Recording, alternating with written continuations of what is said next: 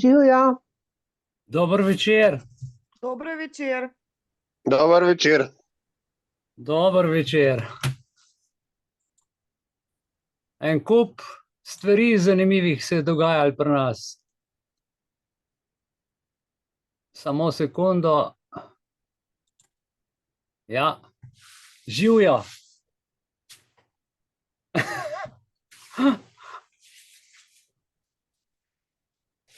O, lepo. Borut, Maja, Helena, Nada, Maja, živijo.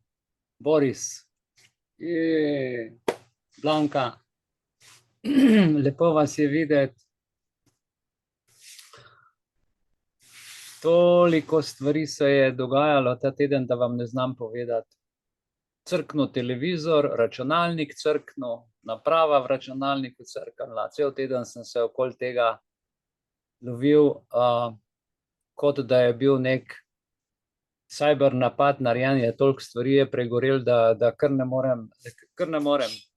Pol pa za nameček še kompleten software se je updateal v računalniku, plus ta Zoom izgleda zdaj čisto drugače. Tako da sem se tako lovil tehnično in vsebinsko in vse, zato 3 minute zamujam. Ja, evo. Mihael. Kako ste preživeli vikend pa ponedeljek? Dober večer, Nada, evo, lepo te je videti. Evo, bo kdo kaj povedal? Ja, Mihael, Helena tle. Se slišimo? Se slišimo? Ja, jaz te slišim. Ti mene? Samo moment, jaz nekaj tako čuden. Jaz Nado slišim. Ne vem, kaj se je zgodilo z zvočniki. Mene se sliši? Ja. Jaz pa vas prav nič ne slišim. Na slušalke naredili, vse se je zmešalo, veste. Halo? Ja? Ja, nekaj na slušalke. Čakaj, bom to probal izključiti. Ja, gledam slušalke vklopljene, pa v slušalkah slišiš, tam pa ne. Ja, ne, če bom pa slušalke imel gor, kaj me briga, da vas slišim. To se meni pri Bluetoothu dogaja, če imam vklopljen Bluetooth, pa nekdo kliče, pa ga ne slišim. Pa slušalko izklopim, ga pa v telefonu slišim. Aha, torej tukaj meni se je cel sistem totalno vse, imel sem jaz to lepo nastavljen, ne? Aha. In zdaj 2 dni sem se okrog tega lovil. Mislil sem, da so nastavitve kakor toliko ostale, ampak izgleda, da se je tudi pri zvoku nekaj spremenilo. Da se ti je zvok na slušalke nastavil. Ne, tukaj jaz dam recimo, da malo poklepetamo, če dam na Realtek, to je notranji, bi te zdaj mogel slišati, a te slišim? Ja. Ja, ok, ti mene tudi, če pa dam tukaj na Samsung, bi moglo iti pa direktno na glavni zvočnik, ampak... A se slišim? Ja, jaz slišim, ampak samo skozi slušalke. Karkoli naredim na računalniku, se slušalke nočejo izključiti. Aha, pa In vas ne tlele, slišim. siguren. Ja, nič hudega, bom tako malo po domač. Skajčemo. Še dobro, da imam to, da lahko. Ja. Evo, lepo. Torej, danes je zanimiva zadeva, nekaj sem uspel spraviti skupaj. 32. Zoom po vrsti 7. maja 2024 vsem lep dober večer, vse lepo. Malo bomo o teh stvarih razpravljali in tako na en poseben način. Mislim, tako še nismo imeli. Nocojšnji pogovor bo pa potekal o gradnji odpornosti lokalne skupnosti proti nepravičnosti, grobosti in samovolji oblasti proti državljanom. Jaz bom, nekaj sem na slajde pripravil, ampak sam za začetek ene par, potem bom pa več o tem povedal.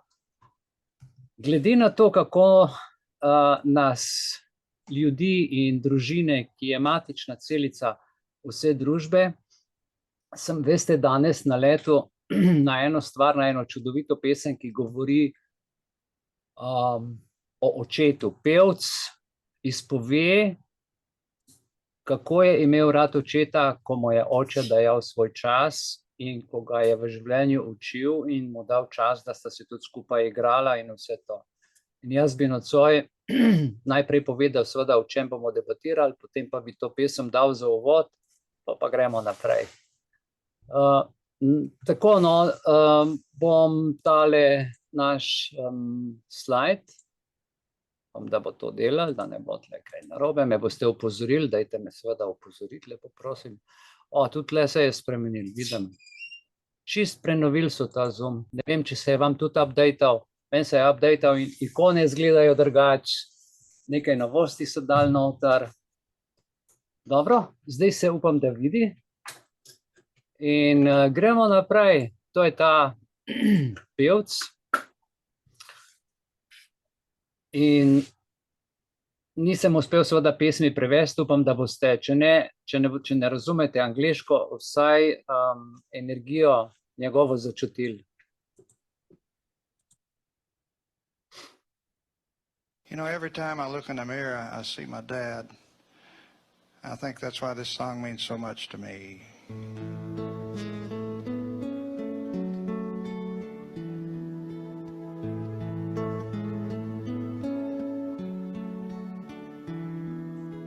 When I was young, my dad would say, "Come on, son, let's go out and play." Sometimes it seems like yesterday.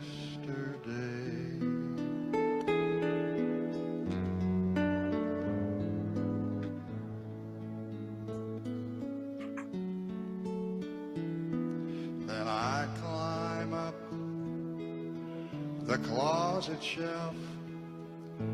When I was all by myself, grab his hat and fix the brim, pretending I was him.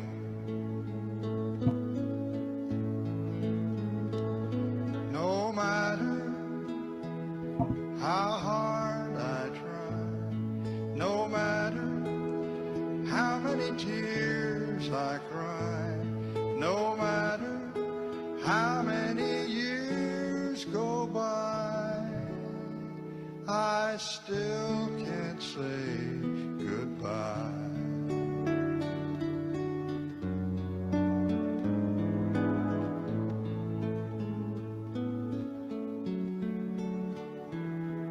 He always took care of Mom and me. We all cut down a Christmas tree. He always had some time for me.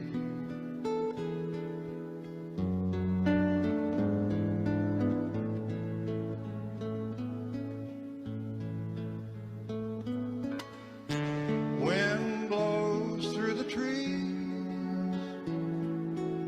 street lights, they still shine bright. Moon still looks the same, but I miss my dad tonight.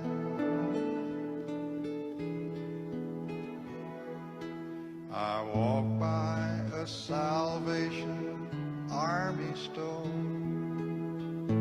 saw a hat like my daddy wore, tried it on when I walked in, still trying to be like him.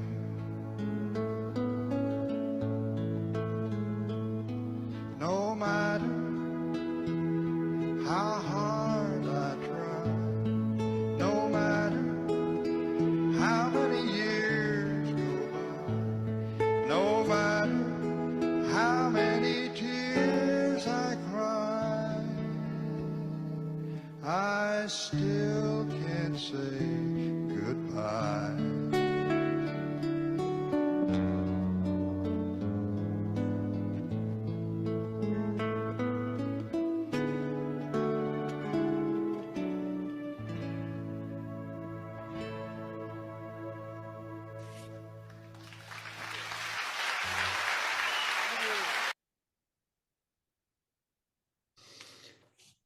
No, tako kot je izraženo v pesmi, spomini, ki živijo ob vzgoji od vsega otroštva pa do pozne starosti praktično, odvisno seveda od relacije staršev, mene, tebe, očeta, mame, se nas praktično vse to dotika, ali lep spomin, ali malo slabši spomin, vsak imamo svoje izkušnje, pa vendar nekako ostane globoko v genih zapisano vse tisto lepo, dobro, recimo temu dobrota, srčnost, čas, vzgoja, pridejo seveda tudi slabe stvari, ga človek kaj ušpiči, ampak ponavadi dobre stvari se zapomnimo, slabe, iz slabih se pa kaj naučimo za boljše življenje. In to je tudi namen nocojšnjega večera, da obudimo tisti spomin, ko se nismo rabili s tem ukvarjati, s čemer se ukvarjamo zadnja 4 ali pa 5 let, ne? Ko se čudne stvari v svetu dogajajo, temu rečejo neka nova realnost, ki pa v bistvu sploh ni nova realnost, ustvarjajo nam naklepne sovražnike in lokalne skupnosti proti nasilju, nepravičnosti in samovolji oblasti po vsej Sloveniji, v vseh 112 občinah, ljudje božji smo dolžni nekaj narediti, predvsem na lokalnem nivoju. In do česa sem jaz prišel, največja grožnja danes niso priseljenci, prišleki ali teroristi. Največjo grožnjo ljudem danes predstavlja lastna vlada in neodgovornost županov ter nespoštovanje ustavne prisege funkcionarjev. Zato sem se odločil, da danes nocoj ta večer naredimo 3 točke. Torej, včeraj sem dobil sporočilo, kaj se je 39 ameriških senatorjev odločilo in pisalo predsedniku Bidenu, si bomo to pismo prebrali. Potem v točki 2 bomo pogledali, kaj ameriški šerifi, če ste gledali kaj westerne pa filme, pol veste, da šerif je šef mesta, ne? In kar šerif reče, je zakon. Tako je včasih bilo, danes je malo drugače, pa še vendar ostajajo stvari, ki si jih bomo nocoj pojasnili, da boste vedeli, v kakšen kontekst, če nekdo reče senator, ga lahko v Sloveniji vtaknete. Če reče nekdo šerif, komu pripada to mesto, recimo v slovenski politiki. Tako da si bomo malo te relacije pogledali, ker je svet postal globalen in ko poslušamo neko politiko od drugje, da bomo znali vsaj približno si predstavljati, kam Sloveniji to spada. Ne? To bi bilo fajn, jaz sem to malo raziskal in bom nocoj to podelil z vami. In pod tretje, zakaj sem se odločil letos, da ne grem na evropske volitve in zakaj je to dobro za odpornost moje lokalne skupnosti. Predvsem je očitno, da damo tem ljudem končno vedeti, da se z agendo in njihovo pokvarjeno politiko ne strinjamo, da jih ne volimo in jih ne pošiljamo tja v gnezdo, to glavno gnezdo. Ne? Treba je tem našim poslancem, politikom, ki ne slišijo glasa ljudstva, ampak poslušajo samo glas kapitala, dati jasno in glasno vedeti. Dovolj vas imamo, naredite nekaj za ljudi, ne delite zase, ne delite za tujca. Še enkrat ponavljam, na veliko napisano, največja grožnja danes niso priseljenci, niso prišleki, niso teroristi, niso klimatske spremembe, ni globalna elita, niti medicina, znanost ali mediji. Največja grožnja ljudem danes predstavlja naša lastna vlada. Neodgovorni župani, nespoštovanje ustave, nespoštovanje zakonov, kriminalna dejanja policije ter neupoštevanje ustavne prisege vseh domačih državnih funkcionarjev. Torej, to je največja težava, ne samo pri nas, ampak po vsem svetu, ker je sistem tako narejen, da skozi vlado in njene navodila, ukrepe, pravzaprav daje navodila in medijem in vsem ostalim, kar sledi. Potem si bomo pogledali Marijo za župana, za županjo, no. To je vse iz ene družine, najprej oče župan, potem pa Marija dopolni 18 let, postane maturantka, malo se zaleti in reče fotru, kaj dela, zakaj se druži s korporacijami, zakaj prodaja mesto in da če bo to naprej delo, da bo ona županja, in je uletela ravno med konferenco novinarsko in so novinarji to videli in seveda je prišlo v medije in potem je morala kandidirati. Zgodba je fajn, zanimiva in pove, kako lahko v bistvu neka svežina, nov veter se zaplete v politiko, kjer jo seveda tudi tajkuni pa kapital želijo požreti, vendar se uspešno temu upre in mesto zacveti. No, tako da to bo zanimiva zgodba. Tukaj je pa šerif,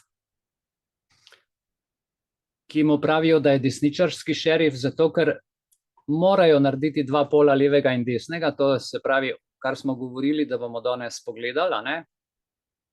Gre za desničarsko skupino šerifov, pravijo v Ameriki, ki spodbija zvezno zakonodajo, ki postaja vse bolj sprejemljiva po državi. Tako da šerifi so rekli, kadar so državni politiki škodljivi, hudobni, nagajivi, nespoštljivi do lastnega naroda, takrat je šerif tisti, ki vzame zakon v svoje roke in ne spoštuje zveznega in državnega zakona, ker je škodljiv za lokalno skupnost, ampak si naredijo svoje zakone. In zdaj so se začeli v Ameriki združevati, veste, od 3000 teh šerifov jih je trenutno 300 s to politiko, vendar tudi vsi ostali javno podpirajo to, če ravno še niso v to društvo prišli. So pa imeli prejšnji teden kongres v Las Vegasu in je to zdaj rompompom po Ameriki najnovejša afera. Se splača malo pogledati.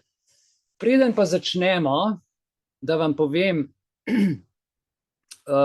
bi zdaj, ko smo ravno na tem zaslonu, vam povedal to zgodbo, intervju tega našega junaka, ki ste ga na sliki videli, ki je rekel najnevarnejši način, ne najnevarnejši, oprostite, najvarnejši način, da to naredimo, da dosežemo spremembo v deželi, je, da lokalni organi kazenskega pregona razumejo, da niso dolžni uveljavljati takih zakonov, ki so škodljivi ljudem. To je dejal Mak v intervjuju. Saj to sploh niso več zakoni. In če so nepravični zakoni, so zakoni tiranije. In ker smo se šerifi zaobljubili ustavi, smo dolžni svojo ustavno zaprisego izpolnjevati in služiti ljudem v okolici. In kaj je človek naredil, ker to se dogaja že nekaj časa, vam bom zdaj zaprl.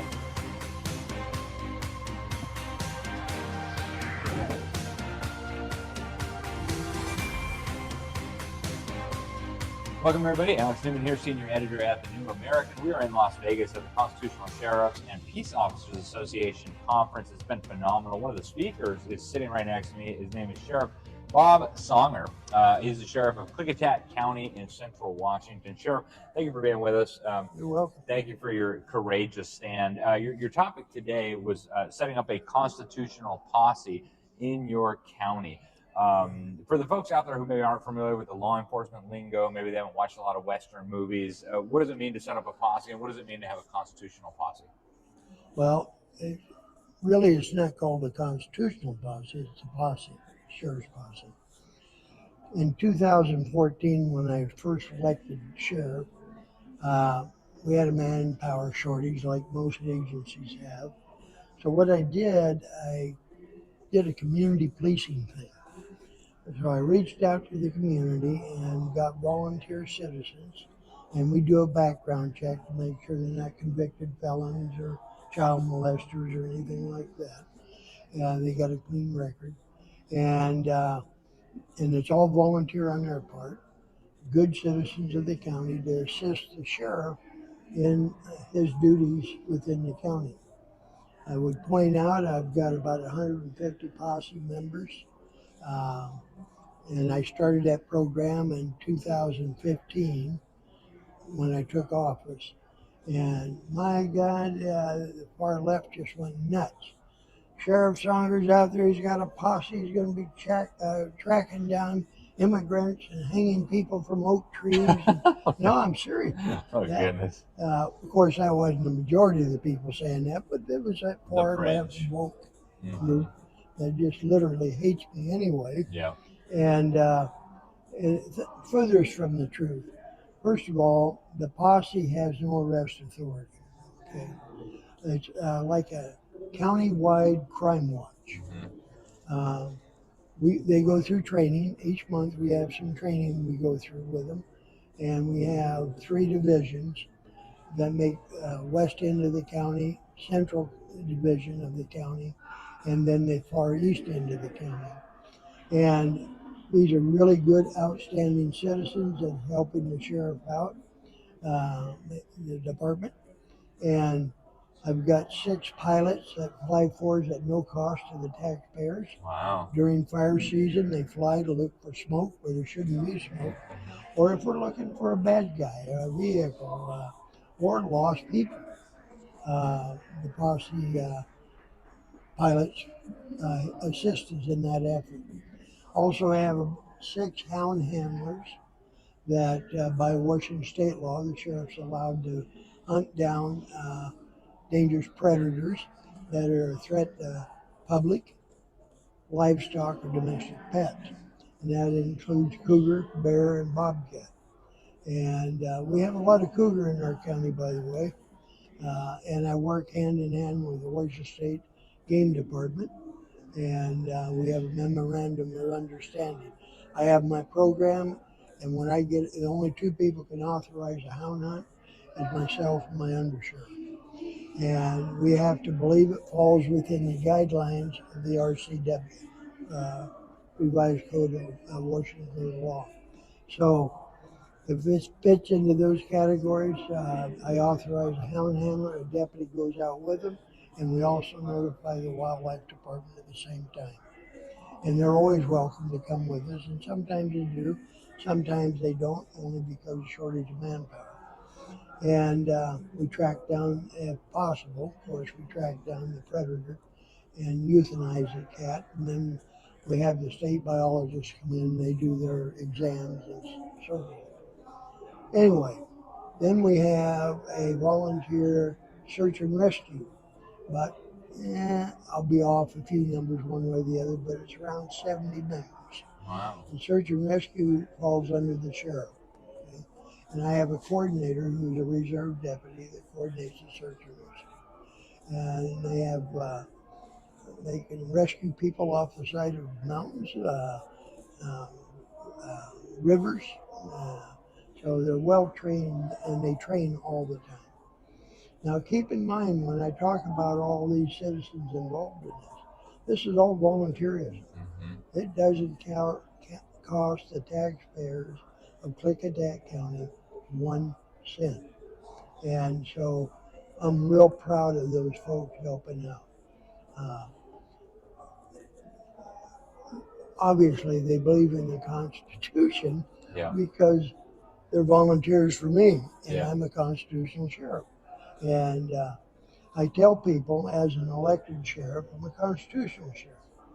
Yes, my job as an elected sheriff, and I'm in my 3rd term, even at the degree of some folks, but I'm in my 3rd term, and I got about two years, a little over 2.5 years to go, finish this 3rd term out. And I've been in this business 55 years already, so I'll have 2 more years. So it'll be around 57, 58 years Wow. by the time I retire out. And for those far lefties that don't like me, I might not retire. I'm not sure. Right. Oh, Sheriff, I appreciate very much what you're doing. So, is this something that you think other sheriffs around the country could learn from? A way to save taxpayers' money, get citizen involvement? Absolutely. And of course, it's going to depend on the state and their laws and jurisdiction and so forth. But I'm hoping those sheriffs who are interested, they can reach me. At my number at the office is 509-773-4455. 509-773-4455. If they call me, I will get our policy and procedures for the posse, the application to fill out so they can do a background check. I'll get them all of that material. We have pretty strict guidelines. Posse members that choose to be armed, and I encourage that. Of course, I'm a big Second Amendment guy, so I encourage that. But if they choose to be armed, they cannot carry until they've gone through the NRA basic classrooms and stuff, training, and out on the range under a firearm instructor, which are NRA qualified. But keep in mind, the posse does not have arrest authority. Their main job is like a county watch. They have a placard, magnetic placard we put on their cars, and they pay for their own gas, everything. Wow. And so when they drive through the neighborhoods, or they're going to the store, or they're going to visit somebody throughout the county, that placard's showing. They're flying the flag. Crime prevention in that sense. Plus, if they see something that crime being committed, or they suspect a crime is being committed, their job is to document. Everybody's got a cell phone with a camera. Document and report. Yeah. They're not to take any action. Now, So they call your deputies in and yes, come and take care of that. Exactly. And now I have posse members who serve as bailiffs in the courtroom. I do give them limited arrest authority, because in the wonderful state of Washington, when you bring a bad guy from the jail, and it could be a murder, and we got several in there on homicide charges. Wow. If you bring that person in the courtroom, they can't be shackled or handcuffed or anything. Wow. So if that person decides to break for the courtroom door, those posse members have the ability and the authority from the sheriff to tackle them and get help coming up. So, Wow, that's fascinating, Sheriff. I want to thank you for spending some time with us. Thank you for explaining to the folks what you guys are doing, and thank you for being a constitutional sheriff. We appreciate your service very much. Evo, torej, to je ta, bom rekel, spodbuda, a ne, ki jo je ta šerif, samo moment, da si jaz tle, dajte mi eno sekundo, nekaj se je premaknil. Kole, ja, ok. Torej, to so stvari, ki se dogajajo zdajle, pa ne samo v Ameriki, ampak tudi po drugih državah, kjer so se ljudje spravili malo k sebi, tudi uradniki. Tudi ljudje, ki vidijo, da zakon ne igra. Ampak tako, kot sem rekel, v prvi vrsti danes, ko smo že ravno čez lužo, bomo pogledali, kaj je 49 senatorjev pisalo Bidenu najprej glede pogodbe WHO, a ne?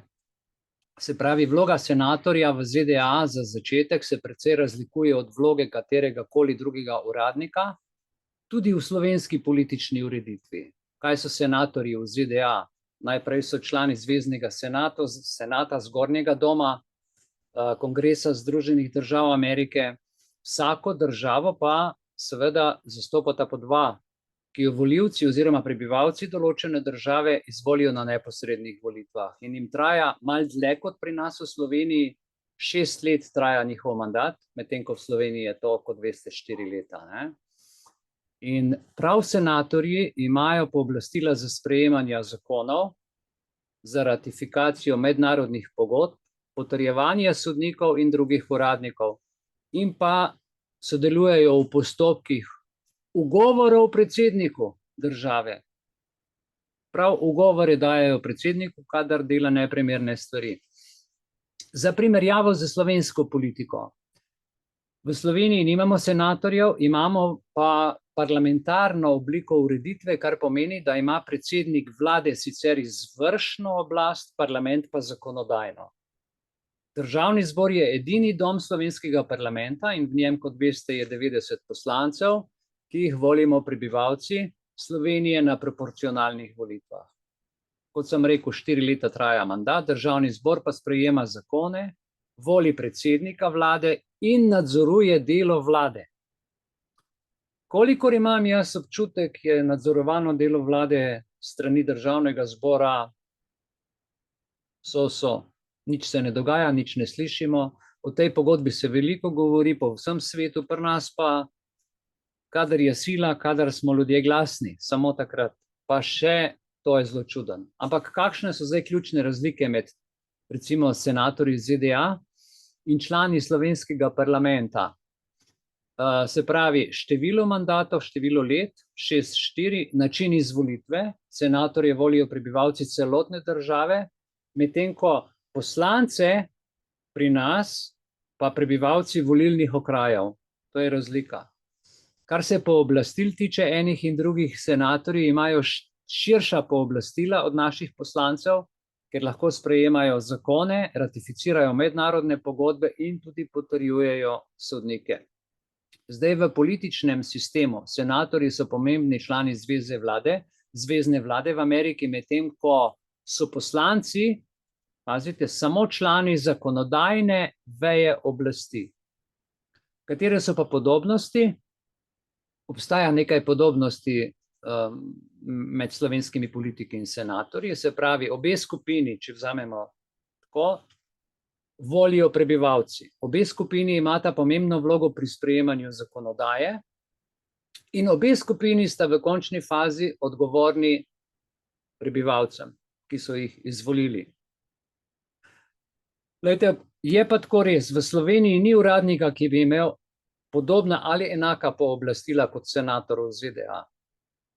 Slovenija ima enodomni parlament, državni zbor smo rekli 90 poslancev, ki jih volimo na neposrednih volitvah za 4 leta. Se pravi, vloga senatorjev je pa, oziroma tukaj, da še povem, predsednik vlade, ki ga voli državni zbor v Sloveniji, ima pa nič drugega kot samo ceremonialne funkcije. Kaj predlaga, kaj narekuje, vodi, nadzira, je predsednik, ampak zgolj ceremonialno funkcijo, nima zakonodajne moči. Tako da, če se predsednik za nekaj odloči, mora iti čez državni zbor. Ne more, ali pa recimo minister, vsa zakonodaja pri nas, da boste vedeli, mora čez državni zbor. Za zaključek povejmo, da je vloga senatorja od vloge parlamentarcev v Republiki Sloveniji precej različna in da so sicer neke podobnosti, ampak v glavnem to je to. Zdaj si bom pa samo, če dovolite, poiskal tole, da bi vam prebral. Tako, Senat Združenih držav Amerike, bom zdaj tole pismo vam prebral. 1. maja, veste, so pisali: Spoštovani gospod predsednik, naslednji mesec med 77. generalno skupščino Svetovne zdravstvene organizacije WHO se pričakuje, da se bo vaša administracija zavezala naše Združene države Amerike k 2 mednarodnima sporazumoma, ki bi okrepila pristojnost Svetovne zdravstvene organizacije za namen razglasitve izrednih razmer na področju javnega zdravja, mednarodnega pomena in razširila pristojnost Svetovne zdravstvene organizacije na države članice v takih izrednih razmerah. To je za nas nesprejemljivo. Neuspeh Svetovne zdravstvene organizacije med pandemijo COVID je namreč povzročil predvideno, namerno in trajno škodo naši državi. Združene države si ne morejo privoščiti, da bi prezrle to najnovejšo nesposobnost in nezmožnost Svetovne zdravstvene organizacije, da bi upravljala svojo najosnovnejšo funkcijo in želijo vztrajati pri celovitih reformah, preden sploh razmislijo o spremembah mednarodnega zdravstvenega pravilnika, ki nam je povzročil škodo, tako imenovanega IHR, ali katerekoli nove pogodbe povezane s pandemijo, ki bi povečala avtoriteto Svetovne zdravstvene organizacije. Zelo, zelo smo zaskrbljeni, da vaša administracija še naprej podpira te pobude in vas močno pozivamo, da spremenite to smer. Člen 55 iz International Health Regulations zahteva, se pravi iz tega zdravstvenega pravilnika, da se besedilo vsake spremembe, ki se v tem pravilniku naredi, sporoči državam članicam vsaj 4 mesece pred načrtovanimi spremembami WHO, na katerem naj bi se obravnavale. Ker Svetovna zdravstvena organizacija državam članicam še vedno ni predložila končnega besedila teh sprememb, sodišče trdi, da sprememb Svetovnega zdravstvenega pravilnika naslednji mesec zato ni mogoče obravnavati pri Svetovni zdravstveni organizaciji. Namreč, več kot 300 predlogov držav članic za spremembe bi znatno povečalo pooblastila Svetovni zdravstveni organizaciji v času izrednih zdravstvenih razmer in bi pomenili nevzdržne kršitve suverenosti Združenih držav Amerike. Zato je bilo bistveno, da se Svetovna zdravstvena organizacija organizira tako, da upošteva 4-mesečni rok za obveščanje, da imajo države članice dovolj časa za zagotovitev, da v končni sveženj sprememb, ki ga bo Svetovna zdravstvena organizacija obravnavala, vendar sledovi takih pogovorov niso bili vključeni, ker tega niso storili, spremembe niso v redu. Najnovejši javno dostopni osnutek nove pogodbe Svetovne zdravstvene organizacije o odzivu na pandemijo je ob prihodu nesprejemljiv in mrtev. Namesto da bi Svetovna zdravstvena organizacija obravnavala dobro dokumentirane pomanjkljivosti svoje organizacije, se njihova pogodba osredotoča na obvezne prenose, predvsem finančnih virov, rabo tehnologij, import, eksport, osredotoča se na zmanjševanje pravic intelektualne lastnine, obravnava kršenje svobode govora in predvsem nadgrajevanje lastne organizacije. Nadaljevanje nove pogodbe o pripravljenosti o odzivanje na pandemije ne upošteva dejstva, da še vedno nismo prepričani o izvoru COVID-19, ker Peking še naprej blokira legitimno in neodvisno preiskavo. Močno vas pozivamo, da se ne pridružite nobeni pogodbi, nobeni konvenciji ali sporazumu povezanemu s pandemijo, ki se bo obravnavala na 70. srečanju Svetovne zdravstvene organizacije.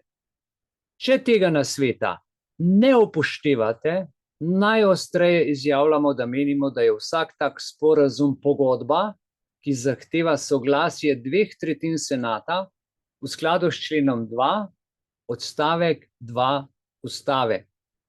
Glede na velike vložke za našo državo in našo ustavno dolžnost vas pozivamo, da prvič umaknete podporo svoje uprave trenutnim spremembam Svetovnega zdravstvenega pravilnika in pogajanjem o pandemični pogodbi.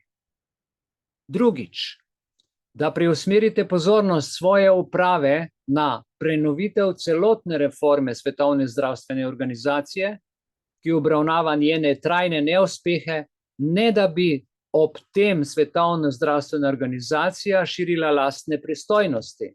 In tretjič, če teh pozivov ne boste upoštevali, morate predložiti kakršenkoli sporazum v zvezi s pandemijo ameriškemu senatu za nasvet in za odobreno soglasje.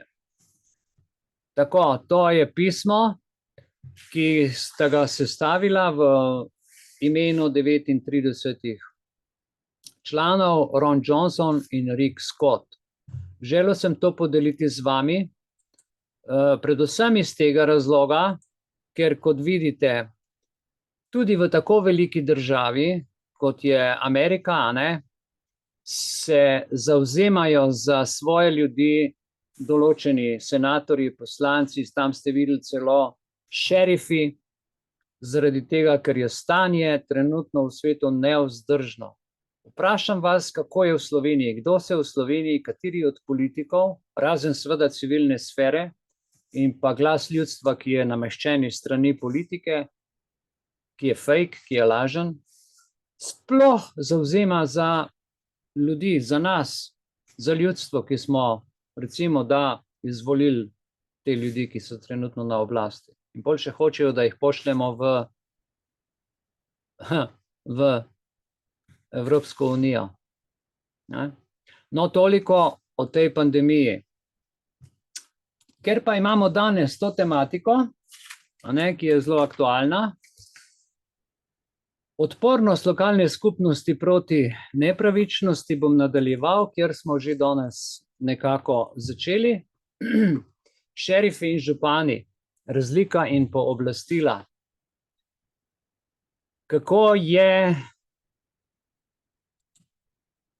Kakšna je pravzaprav razlika, šerif, župan, tako da si bomo vsaj malo predstavljali te stvari, ko poslušamo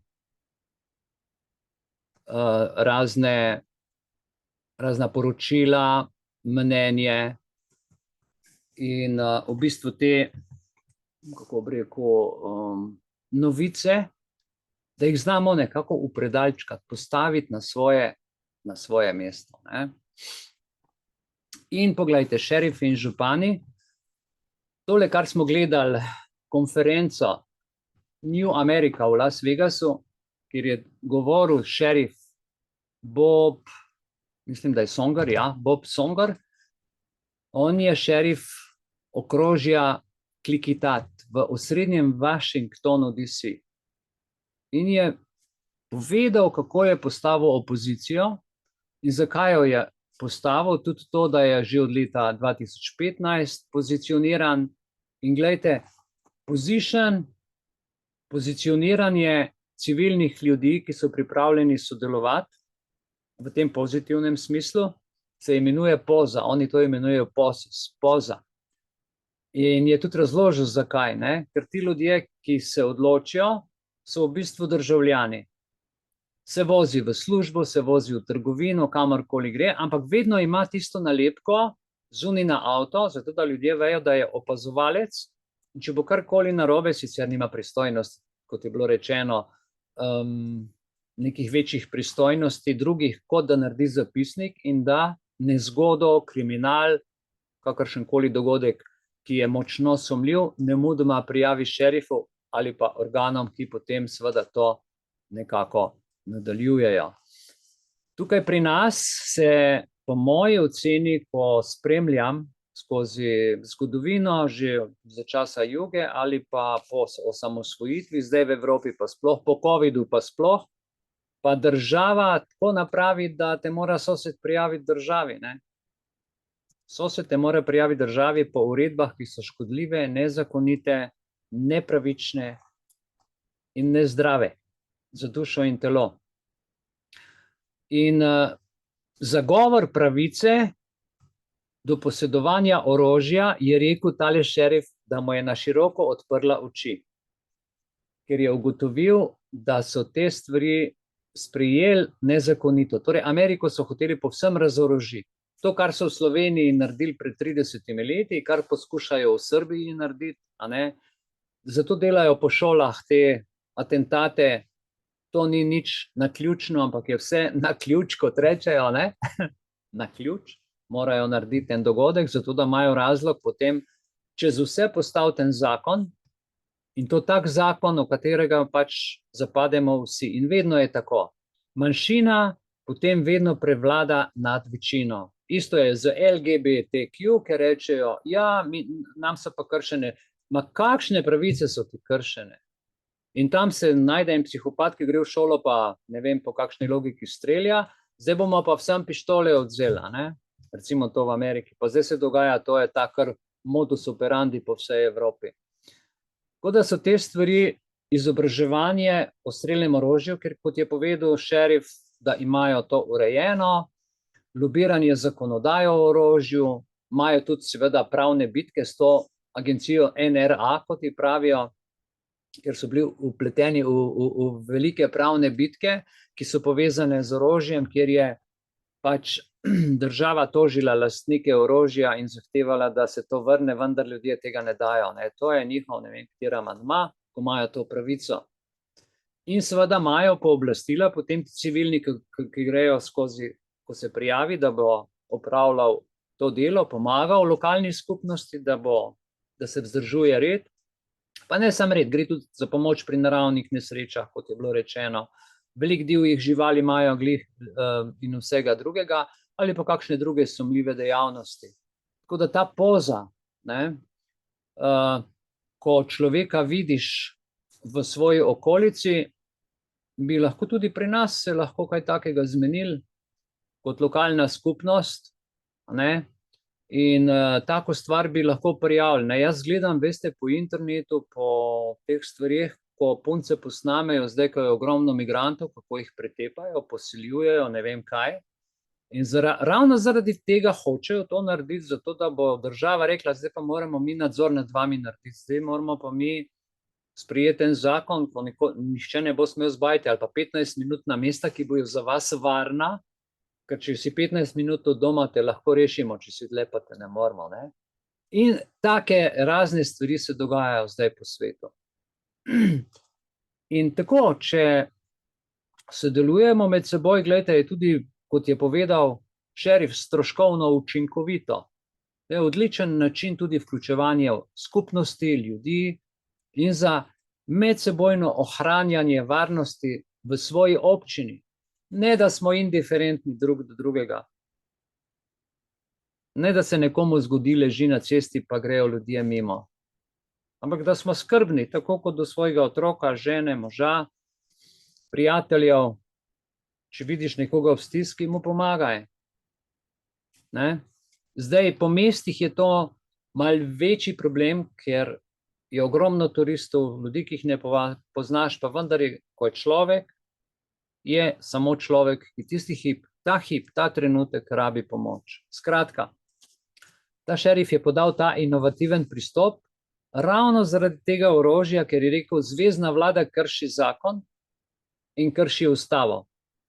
In če krši z zakonom ustavo, sem jaz kot šerif tukaj za ljudi izbran in dolžan sem pri tem absolutno pomagati in tudi ne kršiti zakona, ne ga spoštovati, ker vem, da je nezakonit. Človek je 55 let v poslu, pozna stvari in vidi in ve. In je rekel, bad guys, ne, slabi fantje so trenutno na delu v Washingtonu. In tle je treba narediti red. In so se začeli združevati. Podobno, kar jaz tukaj že nekaj mesecev poudarjam in govorim. Lokalna mesta, lokalne vasi, tudi v mestih, okraji, ljudje moramo stopiti skupaj. Domačini, moramo svoj teritorij braniti. In tudi, gledajte, ne samo ljudje, ampak tudi ti šerifi so stopili skupaj in se povezali.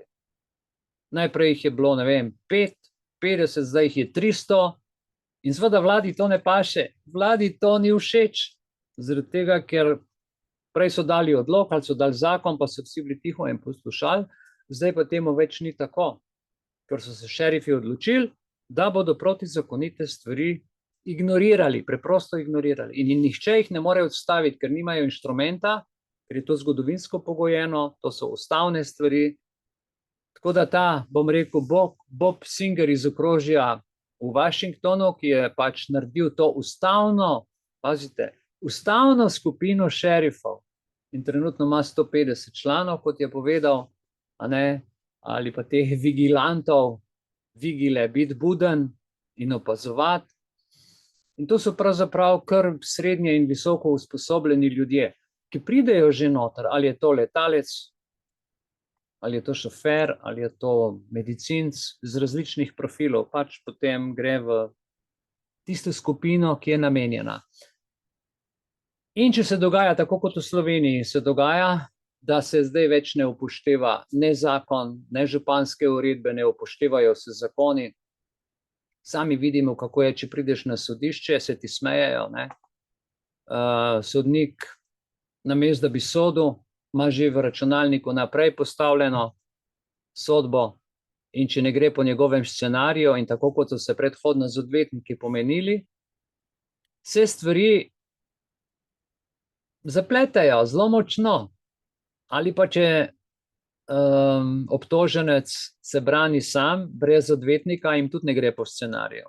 Zato rečejo, ja, sodišče bo vam postavilo zastonj odvetnika, da vas bo branil.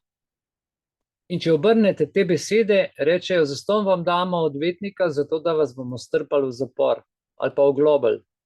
In točno tako to je, ko obrnemo stvari. Z Borisom bi oba dva to lahko potrdila, a ne, Boris? Ja, evo. Zdaj, obljubil sem, da bom povedal, kakšna je vloga šerifa in župana v primerjavi s slovensko ureditvijo. Vloga šerifa in župana se v ZDA ali pa v Sloveniji precej razlikuje, ne. Šerif je izvoljena uradna oseba, ki je odgovorna za uveljavljanje zakona v določenem njihovem teritoriju ali pa okrožju, ne. Imajo oblast, šerif aretira lahko, preiskuje kazniva dejanja, vzdržuje javni red in mir. In pa seveda je v glavnem vodja kompletnega tega področja, lokalnih podružnic in pa seveda tudi policijske uprave. On je šerif, on vodi tudi policijsko upravo. In so odgovorni tudi včasih, kadar gre za večje okrožja, tudi za zapore in za izvrševanje sodnih odločb. Kaj pa je župan v Sloveniji? Za razliko od šerifa. Župan je vodja mestne občine, občinske, recimo, da je to občinska vlada, ne? In v ustavi je to seveda določeno. Tukaj piše, zagotovljena je lokalna samouprava takoj na začetku ustave. Moment. Evo, 9. člen. V Sloveniji je zagotovljena lokalna samouprava. A veste, kaj pomeni? Lokalna samouprava. In država nima tle not kaj iskati. V vsaki občini je župan šerif. In vsi, ki delajo na njegovem teritoriju, zapomnite si to, vse agencije. Agencija policija, agencija sodišče, državna uprava, ki je na tistem teritoriju, vrtec, šola, bolnica, vse je pod njegovim nadzorom. In COVID so vodili župani. Vsi, ki gledate iz različnih krajev, vaš župan je izvajal te ukrepe in dajal navodila gostincem, trgovinam, vse, kar smo doživljali, javnemu prometu, gibanju, vse. Ne? Tako da primerjava s slovensko ureditvijo, če rečemo šerif, če rečemo župan, ni nekega uradnika, ki bi imel podobne ali pa enake odgovornosti ali pa pooblastila kot šerif v ZDA, ne? Še najbolj podobno je slovenski policiji. To se pravi, če bi tako rekli, še najbolj podoben je načelnik policijske uprave nekega okrožja, šerifo, ne? Nekatere funkcije šerifa v Sloveniji pa upravljajo, veste, tudi okrajni sodniki. Ker pri nas se oblast na te tri veje deli, ne? Medtem ko tam šerif ima vse čez, se tukaj malo razdelijo te stvari. In okrajni sodniki so edini, ki so pristojni za preiskovanje kaznivih dejanj. Tam lahko to stori šerif. Tle pa pač policist tega ne more narediti, niti če je šef policijske postaje. Če glih on že naprej določi, pa sodišče potem vam to pošle, ampak to ni prava stvar, ker po ustavi imamo zagotovljeno sodnika, hitro in pošteno sojenje. Samo sodišče. Ne? In pazite, po mojem, to je čisto moje osebno mnenje, kar bom zdaj povedal. Zgodi se napaka na prvi stopnji, zgodi se napaka na drugi stopnji, zgodi se napaka pri sojenju in gre iz vrhovnega sodišča. Velikokrat slišite, da gre v ponovno sojenje. In kaj se zgodi? Še enkrat sodijo. In glede na to, da v ustavi piše, da se nikoli ne sme dvakrat soditi v isti zadevi, si kriv ali nisi kriv, tako piše noter, je to že druga sodba, ki te vrnejo, ne? Sam da ti meljejo mlin, da ne moreš priti do ustavnega sodišča, ker ko si enkrat, ko imaš mnenje ustavnega sodišča, lahko greš pa na Evropsko sodišče za človekove pravice. In to vrtenje, to časovno nategovanje tega okvirja je najhujša stvar in pomeni največjo kazen, saj traja ne vem koliko let, odvisno od primera do primera. Tako da dvakrat soditi v eni in isti zadevi je prepovedano. In veste, kaj se dogaja?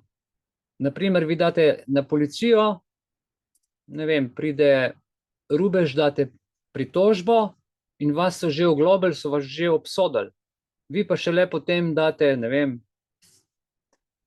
za varstvo, za sodno varstvo za sodišče in potem sodišče jasno ne more, ker je drugače odločiti, kot je policija odločila, ker so to že oni na nižji stopni vam že rubili. In kdor plača, ta je kriv, ne, ker je dal naročilo. Tako da to so zelo narobe stvari, ki se pri nas dogajajo, to je kar modus operandi, celoten sistem, ki naj bi bil dober, ampak se je v celoti izrodil in to se zdaj še kako vidi in pokaže. Ustrezni nazivi za šerifa v Sloveniji bi bili recimo, kot sem rekel, načelnik policijske uprave, okrajni sodnik ali pa redar, recimo neke vrste redar tudi za vzdrževanje javnega reda in mira v mestnih občinah in tem redarjem so dali kar neka policijska pooblastila, kar je pa zelo narobe. Ampak noben od teh nazivov, ki sem jih zdaj povedal, nima tiste funkcije, tistega, kakor ga ima šerif, če ste kaj westerne gledali, pa veste. Ne? To je nekako to. Medtem ko pa župan, se to je pa zdaj po vseh mestih približno enako, je pa vodja mestne oziroma občinske vlade. V Ameriki sta župan in šerif dve različni osebi, pri nas je pa župan praktično vse v eni osebi in vse komandira. Ne? Predstavlja mesta in občine, izvrševanje zakonov, predpisov, mestne občine in tako naprej, vse to vemo. Sprejema pritožbe prebivalcev, če jih sprejme ali pa ne. In to je narejeno v glavnem tudi v Sloveniji tako. In še najbližje, recimo, župan ima nekaj pooblastil za zagotavljanje javne varnosti v svoji občini, vendar pa so ta oblastila tudi pri njem omejena. Na primer, župan lahko imenuje občinske redarje, ki so pooblaščeni za izdajo glob za manjše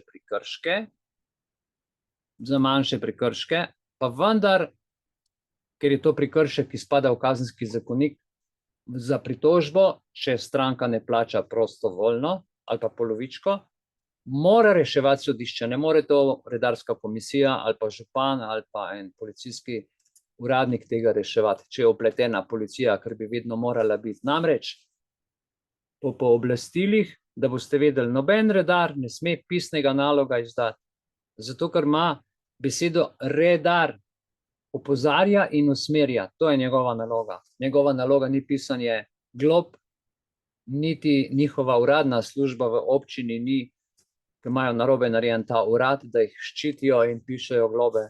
Tako da to je zelo narobe in ta politika, ko mi rečemo tukaj danes proti nepravičnosti lokalne skupnosti, se pravi, kako smo lahko odporni in se proti temu borimo. Veste kako? Da se zberemo in gremo na občino in povemo županu, naj s tem zaključi, s temi redarji, ali pa naj jih izobrazi. Ali pa naj se sam izobrazi, če tega ne ve. Ali pa naj spoštuje zakon in ustavo. Ne pa da dela nasilje nad lastnimi prebivalci v občini, za katero je zadolžen za red in mir. In če mu občinski svet tega ne upa povedati, in če mu nasprotne politične stranke tega ne upajo v obraz povedati, moramo pa prebivalci na nek način dati vedeti. Ne? Tako da je bilo, kar se tega tiče, tudi veliko problemov v Sloveniji in jih je še. Ampak gremo nazaj k onemu šerifu. Sem iz časopisa ameriškega 2 dni nazaj je bilo objavljeno, pravi, pred 4 leti številni šerifi zvezne države Washington niso bili zadovoljni z zakonom o varnosti orožja, kakor smo že rekli, ki so ga potrdili seveda levi volivci in ki je zahteval strožje preverjanje in zvišal starost za nakup. Je 13 šerifov pa je šlo korak dlje od zgolj izražanja nezadovoljstva. Napovedali so, da bodo kljubovali tej novi zakonodaji, zvezni zakonodaji o orožju, ker po njihovi interpretaciji krši ameriško ustavo. Kar se kasneje tudi seveda je Vrhovno sodišče odločilo, da je temu tudi tako. In takrat je rekel ta šerif, zanimivo, ne, upošteval bom pravno državo, je takrat dejal šerif okrožja, Bob Songer, ki ste ga prej poslušali na video, in verjamem, da je ta še ustavna. Jaz tudi verjamem, da je Slovenija še ustavna, verjamem v ustavo, verjamem, zato jo imam pri sebi in jo citiram, in to je v bistvu hvala za to ustavo. In točka 3, volitve za EU poslance. Jaz bi z vami danes prebral 3. člen ustave pod točko 3, tako da to zaključimo nocoj, potem se bomo pa predvsem pogovarjali o stvarih, ki so se vas dotaknile. Tako, Slovenija je država vseh svojih državljank in državljanov, ki temelji na trajni in neodtujljivi pravici slovenskega naroda do samoodločbe. Veste, kaj pomeni beseda samoodločba? Samoodločba. Drugi odstavek. V Sloveniji ima oblast ljudstvo. Pika. Državljanke in državljani jo izvršujejo. Zdaj pa pozor. Neposredno in z volitvami. Neposredno in z volitvami. Na 2 načina. Po načelu delitve oblasti na zakonodajno, izvršilno in sodno. To se pravi, če voliš, se oblast deli na zakonodajno, izvršno in sodno. Lahko pa tudi neposredno. Kaj zdaj to pomeni? Dajmo to zdaj malo pogledati. Ta zadnji stavek. Neposredno in z volitvami. To imejte pred očmi. Okay? Kakšna je razlika, če rečem voditelji držav in vlad, ali pa če rečem voditelji držav ali vlad? In ali, tukaj noter je en velik trik. Izraz voditelji držav in vlad pomeni, da gre za osebe, ki so hkrati voditelji svoje države in voditelji vlade te iste države. To pomeni, da te osebe opravljajo dvojno vlogo. So tako šefi svoje države, kot šefi celotne vlade. In.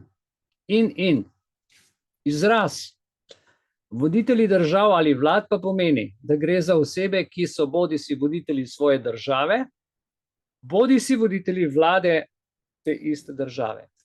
Pri nas je ali si predsednik države, ali si predsednik vlade. Ne moreš biti vse v enem. Ne? Ta izraz ne implicira nujno, da so osebe, ki so voditelji države, iste osebe, ki vodijo vlado te države in obratno. Lahko so to različne osebe, lahko odvisno pač od specifičnih političnih razmer in vsega tega, Torej, in če tu preberemo, v Sloveniji ima oblast ljudstvo. Državljanke in državljani jo izvršujemo neposredno in z volitvami. Ja, v tem, kakšno moč ima v tem primeru državljan nasproti države? To bi vam rad nocoj povedal. V tem primeru ima državljan nasproti države precejšnjo moč. Zato nam jo zbijajo. In izjemno vlogo v demokratičnem procesu odločanja, kadar sodeluje, kadar ni na kavču ali pa v petkih na pivu ali na fuzbalu in da ni zmešano TV-ja in česa drugega, kadar se zanima za življenje. Ne? Kot nosilec suverenosti v tem pogledu ustave ima državljan pravico in dolžnost sodelovati v političnem življenju države na več načinov. Prvič, da neposredno izvršuje oblast, kajti državljanke in državljane oblast izvršujemo neposredno. Včasih ti nabijajo kazen, če si nekaj rekel proti državi oziroma si jo hotel, ne, takoj so zatuškali to, da se ja ne bi kdo spomnil državi kaj reči. Ampak mi to lahko, mi imamo to pravico, samo brado gor in gremo. Akcija. In v tej obliki ima državljan, veste, neprimerno več moči kot država v tem smislu.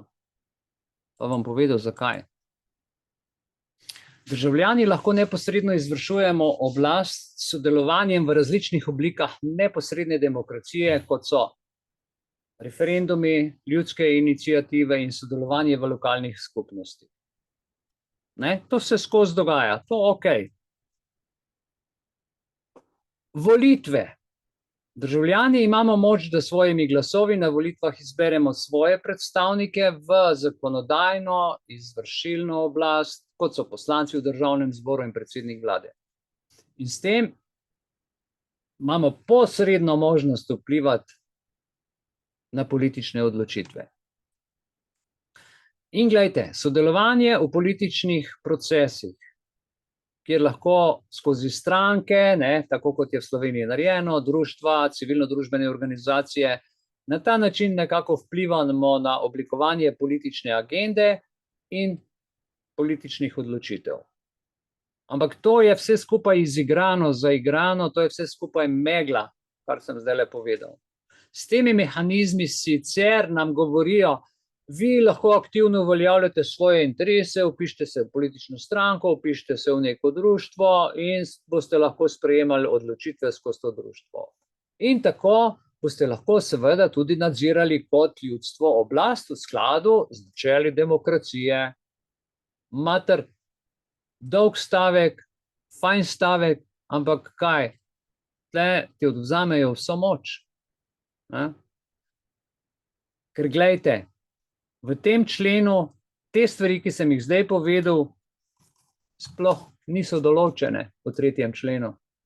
Da je pogoj za neposredno izvrševanje oblasti referendum, da moraš biti član društva, da moraš biti član politike. Nič od tega ni tlele. Veste, kaj pomeni neposredno? Neposredno pomeni direktno. Ja? Če pa ti voliš enega, pa mu daš svoj glas, pol je pa zadeva drugačna. Glejte, v kontekstu, ki ga opisujemo, ko govorimo o tem, da ima ljudstvo oblast in jo izvršuje neposredno, to pomeni, da ljudstvo prevzema oblast skozi volitve, neposredno sodelovanje v političnih procesih, ne nujno preko referendumov in tako naprej. V tem primeru državljani moč izvršujemo s tem, ko svojimi glasovi izberemo kaj? Svojega predstavnika, ki bo v mojem imenu deloval v zakonodajni službi, izvršilni oblasti in hvala lepo za pojasnitev. Zdaj pa kako naprej? Glejte, to je spet, kar je bilo rečeno, je lepo, s tem tako nam tudi po časopisih novinarji lepo pišejo, ker so plačani, ampak to je narobe. Samo če jaz izberem predstavnika, da imam takrat moč. Ne, narobe. Oblast, državljani in državljanke, kot sem rekel, izvršujemo neposredno in z volitvami na dva načina. Če greš volit, imaš veliko manj moči, ker se vpišeš v knjigo, registrsko knjigo, kjer si svojo moč dal izbrancu, če pa ne greš volit, imaš pa vse tri oblasti pod nadzorom sam in neposredno lahko vplivaš na oblast, kjerkoli, kadarkoli, ampak moraš vedeti, zakaj gre, ni enostavno. Šele v tem primeru smo pravilno razumeli in poudarili oblast ljudstva, če jo razlagamo pri ustavi skozi to lečo, skozi to perspektivo. Ne? To pomeni, da imamo državljani v tem primeru neposredno vlogo pri odločanju in uveljavljanju oblasti v političnem procesu, najprej tudi seveda sami in pa tudi skozi glasovanje na volitvah. Choice is yours, odločitev je tvoja. In so na voljo pač v političnem sistemu. In zdaj boste videli propagando, pejte voliti, tvoj glas šteje, dajte, gremo na volitve, gremo, evropski poslanci. Čakajte malo, če grem jaz na glasovanje, pol jaz gubim svojo direktno moč. Izvršujejo neposredno in volitvami. Neposredno in z volitvami. Ja? Jaz, če grem volit, nimam več moči direktnega obratovanja moči, saj sem oddal glasovnico na volitvah, da sem svojo moč oddal svojemu kandidatu, ki me je prepričal, ali pa nekomu, ki ne poznam, ali pa mi je nekdo rekel, pojdi na volitve, pa si šel zaradi, ne vem, praznika, ali pa kar tako zaradi druženja, ali pa zato, da si lahko rekel, jaz sem tudi volil. Ne? To so te klasične. Ali pa gremo volit, pa na pivo, a ne bomo kakšno rekli. Tako, ne? Razumete? Vse bodo naredili, da vas zvabijo na volitve. In vse bodo naredili, da boste čim manj razumeli, koga voliti. No, na demokratične volitve, kjer potem izvajajo njihovo demokracijo, ne našo narodovo demokracijo. Se pravi, mojo demokracijo sem jaz listkom vrgel noter in zato rečejo na vseh političnih mitingih in govorih, naša demokracija je ogrožena. In ko ljudje to slišijo, če ne ločijo tega, državljan se počuti vključenega, ker je za tega politika volil in ta politik govori pa samo v imenu svoje politične stranke, zase, za ostalo ga pa ne zanima, ker reče naša demokracija.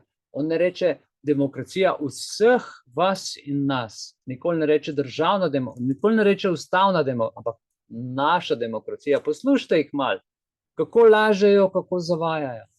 In ta možnost izhaja iz koncepta, da jaz ostanem sam demokratičen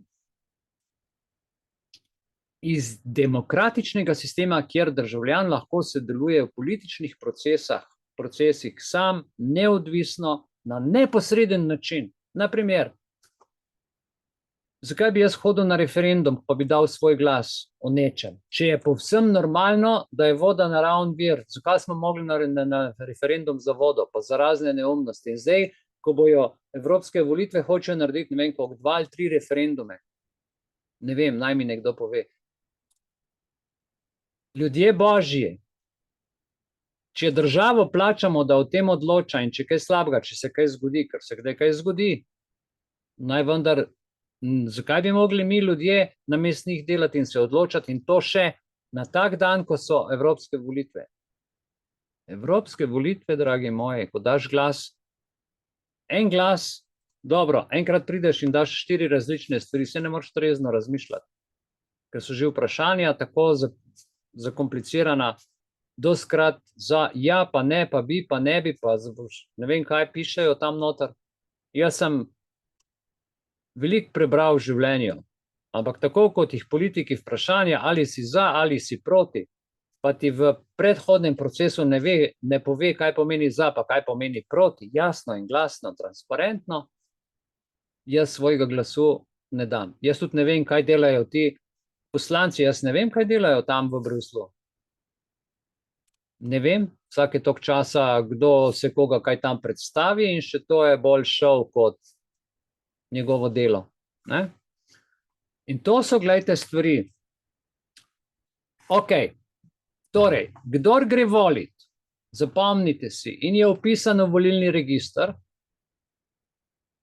izgubi suvereni glas samostojnega odločanja. In zato nočejo, da bi bili samostojni državljani. Zato pozivajo k volitvam, ker vam vzamejo, vas imajo vpisane in na sodišču vedno izgubiš, ker si dal glas, da ti lahko sodi. Vedno boš kazen plačal, ker si onga izvolil, ki ima oblast nad tabo, ti pa nimaš. Zato te z velikimi črkami pišejo. In to je res. Kdor gre na volišče, je vpisan v volilni register in s tem odda svoj glas in sodeluje avtomatično v volilnem procesu, kjer ta svoj glas da. In svojo moč, osebno moč prenese komu? Na posredno odločanje na izbranega predstavnika, ki bo deloval v mojem imenu ali pa v tistem imenu človeka, kateri je šel voliti. In na izvršilno oblast. Ne. Se pravi, imamo dve stvari. Vi morate poznati, da imamo dva vrsta volivca, pasivnega in aktivnega. Pasivni je tisti, ki je kandidat, aktivni je pa tisti, ki gre na volišče voliti. In aktivni volilec, ki odda glas kandidatu brez volilne pravice, državljan, ne gre voliti na izvajanje neposredno demokracijo. To se pravi, če je aktivni volilec, gre voliti. Če pa pasivni, pa ne more voliti za sebe. Lahko gre za koga drugega, ampak za sebe pa ne more. Ne sme. Vsaj pravično bi bilo tako. Če ravno včasih en glas prinese zmago. Zdaj, drage državljanke in državljani, jaz bi tukaj povedal še eno stvar okoli 15. člena ustave, potem pa zaključim za nocoj in odpiram debato. Kar sem vam povedal nocoj, piše v 15. členu prvega stavka. Človekove pravice in temeljne svoboščine se uresničujejo neposredno na podlagi ustave.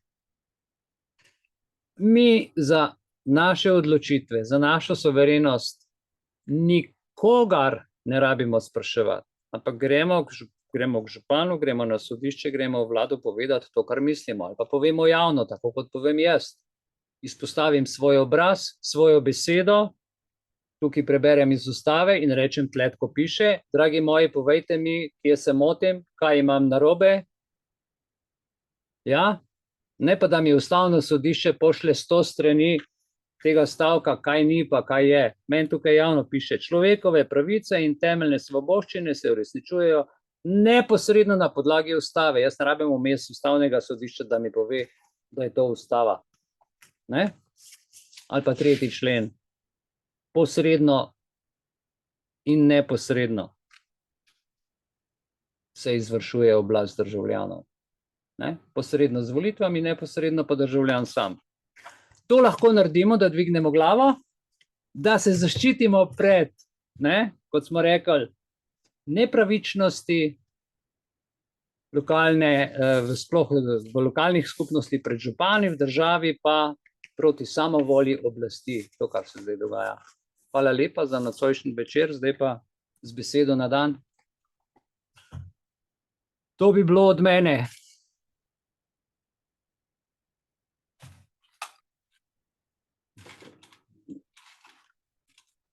Zdaj, če bo kdo kaj povedal, bom zelo vesel. Ja, odprite mikrofon. Fajn. Se je koga kaj dotaknil?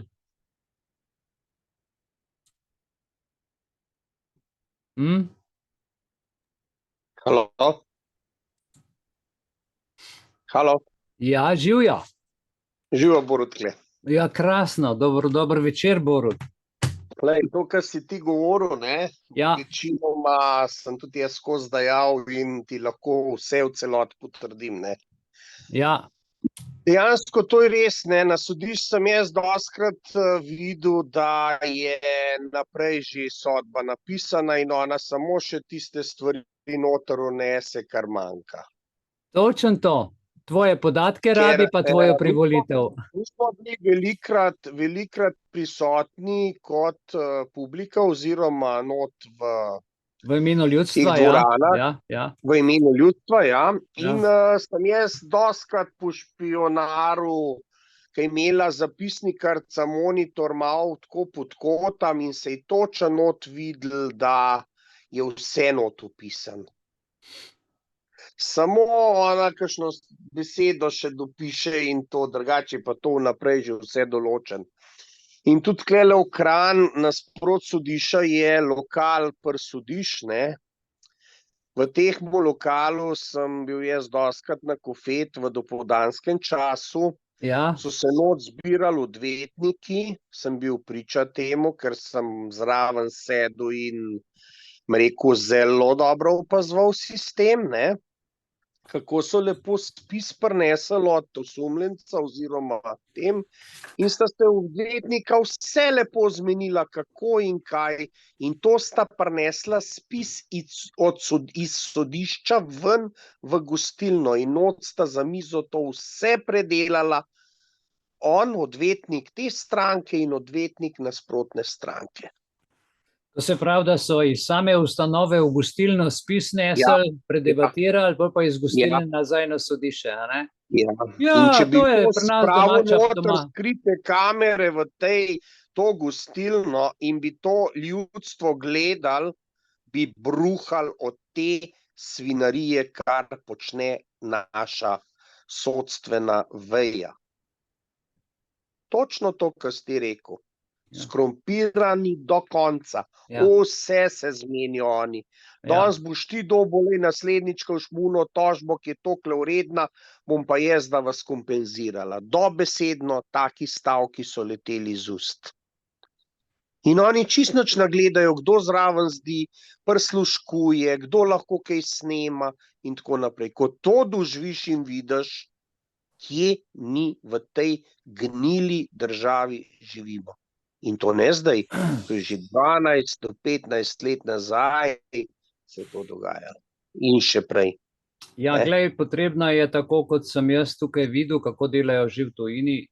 Meni je to popolnoma jasno, ampak ljudje so sploh, težko je zorganizirati, namreč Zelo težko, ja. oblast nagaja, pošilja ljudi, dela spore, ne moreš si predstavljati tehnične težave, kar si lahko sploh zamisliš, a ne, obstacles, prepreke, kjerkoli, ne, če pa tle ne morajo, a ne, se spravijo na finance, če tle ne morajo, se ti spravijo na zdravje, če tle ne morajo, ti pa nesrečo naredijo.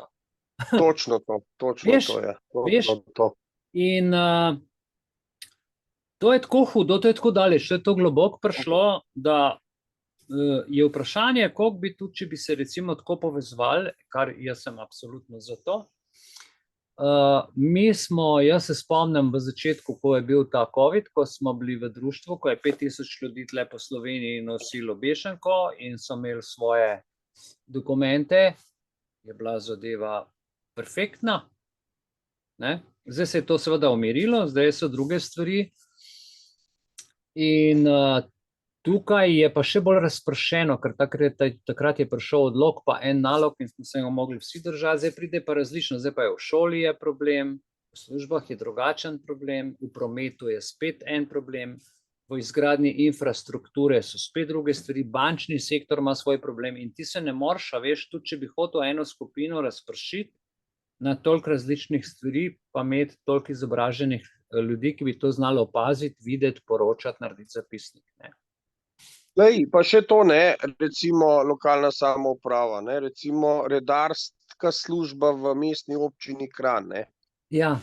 Priča, to se da tudi preveriti vse, lej, ko je občina začela ustanavljati redarsko službo in medobčinski inšpektorat redarjev, ne. Ja. Not so potegnili od kuharjev do ne vem kakšnih ljudi, to je dokazano, lej, to se da vse preveriti. So jih dali za 3 tedne šolati v Tacen in oni so bili kao šerifi. Oni so bili kapodibanda, mi smo redarji, mi kaznujemo en usran, tisti iskren povedan kuhar, je v 3 tednih dobil tamle repetnice in je kraljeval Kranju. mislim, občini, ne. Mislim, ja. kam to pele? Ja, Kam in ja. jake pooblastila imajo redarji, da te ohka vklene, da te ohka kaznu. Mislim, kje mi živimo? En Ja, policaj ja. mora dati pa cel študije, pa cel šolane par let, da je policaj lahko, primer govorim, in ta razlika med redarjem in policajem imata pa v bistvu na koncu ista pooblastila. S tem, da je hodil 4-5 let v šolo, ta je pa v tistih 3 tednih naredil en tečaj za redarja in danes so kao, šerifi hodijo kar z 2 ježem pod Pajsko po Kranj. Mislim, kad to gledaš, ti gre na kozlane, res, kje smo? Mislim, da so zdaj naredili res na 2 koncih, ne. Policistom so zmanjšali šolanje na tečaje borbe in obrambe in fizike. Ja, nimajo več utacno tako, kot je bilo, a ne, 4 leta pa ne, ni. Medtem ko pa redarje, ki pa so čisti podn, ne, so jim pa dali policijska pooblastila, skoraj vsa, ne. Se pravi, tam so jim skoraj vsa, ja, skoraj vsa. In zdaj so ti tipi med sabo čisti izenačeni. Zdaj se oni lahko med sabo pogovarjajo, ker prej redar proti policistu ni mogel nič. Oni so zdaj to zlevelirali in ti bom povedal, te bolonjske študije oziroma v Evropi, ne, ta bolonjski sistem učenja, kaj je naredil? Ti si imel v Jugoslaviji, vzemo še z onega časa, pa se tudi še v Slovenijo potegnili, izjemne inženirje, izjemne znanstvenike, izjemne zdravnike, svetovni dosežki. Potem je kakšna druga država imela druge stvari, ker so bile različne šole in to je bila ta pestrost in so se seveda kadri med sabo izmenjavali, ne.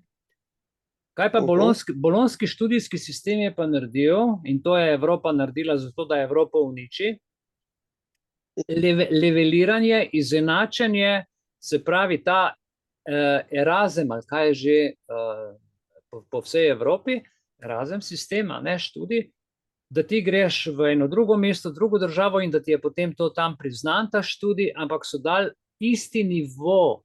Če je bil kje višji, so ga zbili, če je bil kje nižji, so ga malo dvignili in zdaj ti kjerkoli greš, imaš isto. In zato je tudi ta COVID tako uspel, zato ker so vse medicinske sestre imele enake tečaje na vseh državah. Vsi predsedniki vlad so imeli enak tečaj pri Klausu Schwabu. Ja, vsa policija je dobila enaka navodila, redarji enaka, varnostniki enaka in župani po vsej Evropi, ki se dobivajo, so se zmenili, kva bodo naredili. Se pravi, tle gre za standardizacijo COVID-a. Agende. To hočejo narediti standard. In mi moramo to preprečiti in to prerasti. Zato jaz pravim, to, kar delamo mi v društvu, in jaz se tega zavedam, zato to tudi predlagam upravnemu odboru, ki, hvala Bogu, je to sprejel, da konstantno izobražujemo naše člane, če pa kdo od civilne publike oziroma hoče kdo posebej poslušati, se kaj naučiti zraven, dobiti informacijo, ki jo damo pač ven, a ne? Hvala Bogu in potem gleda na stvar precej iz drugega zornega kota in je že bolj pozoren. In veš, ta val se tudi širi. In hvala Bogu, da vsaj skozi način tega dela lahko, kot si ti rekel, a ne, se malo spopademo situacijo. Tako jaz vidim in tudi društvo se strinjajo. Tudi jaz se s tem strinjam, ne, s tem tvojim v bistvu izjavam ja, hvala. in vsemu temu. Jaz to sem zmeraj odprt ne, zanimivo je, recimo, bom ti povedal nekaj, ne, da v 4 letih, da recimo daš toliko informacij ven, bom samo tako rekel, ne, in ponavadi vidiš, se med sabo ljudje vabijo, skupine se vabijo, pa intervju tu, pa intervju tam, pa si drugemu štango držijo, ne. Naše društvo nikoli v 4 letih ni dobilo povabila nikamor na nek pogovor, na neko to. To pomeni, da je ta agenda tle tako močna in ko poznajo naš del, ne, nas ne upajo kamor povabiti, zato ker veš, močna svetloba je bila zmeraj moteča. No, to si pa lepo povedal. Sam, glej, dobro, pustimo zdaj, kdo je svetloba, pa kdo ni. Ampak jaz govorim iz dejstev. To je, ne? Mislim, to je prispodoba. Ja, razumem. mislim povedati. A ne? Ja, razumem, ja, razumem. Resnica se zelo težko širi, da bi Ja. dobila propagando, da bi dobila rekel, popularnost poslušanja in učenja in tako naprej. A ne? Točno tako. Marski vidne. Ja. Dobro, to, ki z moje nekak strani. No. Najlepša hvala. Okay, hvala tebi, živjo. Srčna hvala, živjo. Še kdo, prosim?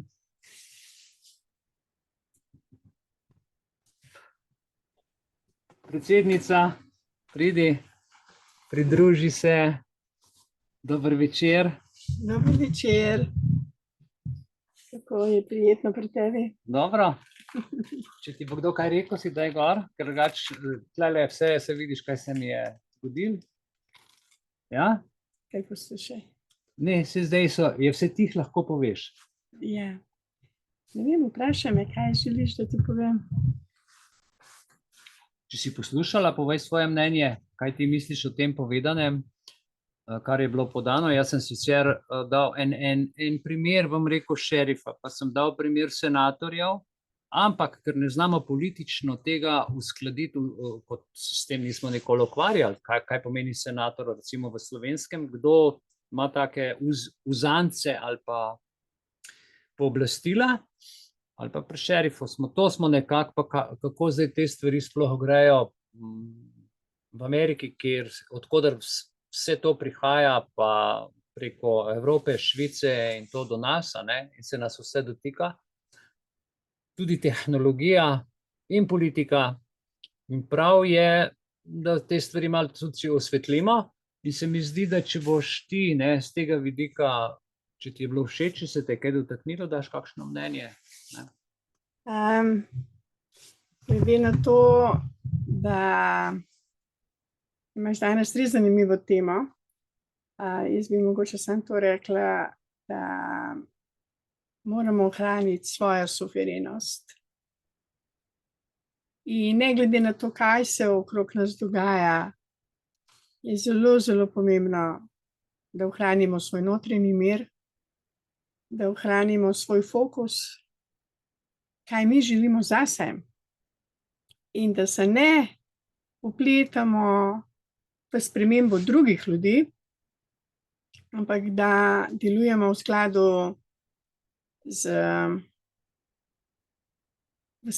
s tem, ker tudi Društvo za srečno življenje na en način želi od vseh nas, oziroma kaj mi lahko naredimo v tem trenutku, zato da lahko širimo to osnovno sporočilo društva, da smo povezani z najvišjo frekvenco oziroma z najvišjo resnico, s to brezpogojno ljubeznijo.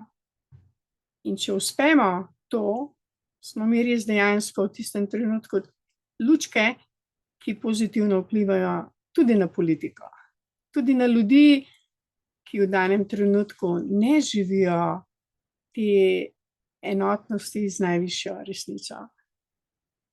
In več, ko nas bo živelo to resnico, prej bomo vplivali na vse okrog nas. To bi jaz omenila. Srčna hvala, Eveljana, za te lepe misli, te besede tople.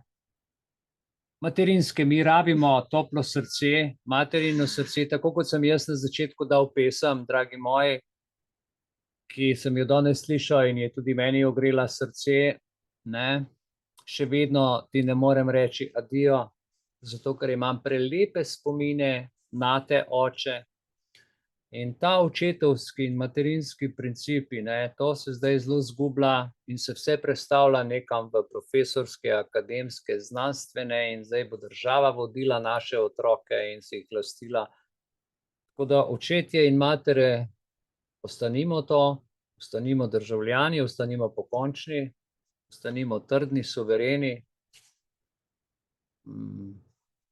To je največ, kar lahko naredimo, ponižni, skromni, pravični, moralni, etični v svojih dejanjih, maksimalno odgovorni, seveda.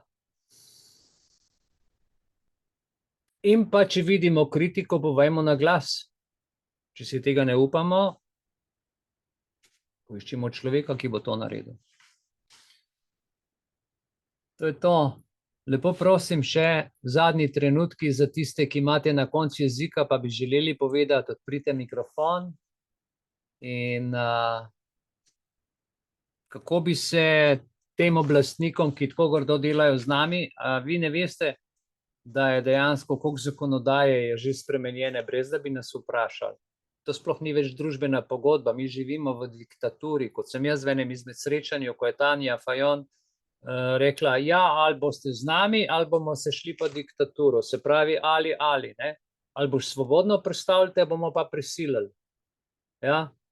Ampak taki Tanji Fajon jaz rečem, evo, vozi, odpelji se, ti boš meni grozila državljanov, ki živiš na naš račun, zdaj boš pa meni grozila ali pa ljudem. Odpelji se s prvim avionom, ne? Sama manipulacija, ja? Ja, tako, sama manipulacija. Grozno je to poslušati, kot ko poslušaš. Ja. Jaz ne vem, Blanka ima veliko izkušenj, tudi Boris ima veliko izkušenj, tudi Verna, pa so vsi tiho, pa tudi Miran, imaš ti kaj zapovedati, daj, javi se nam.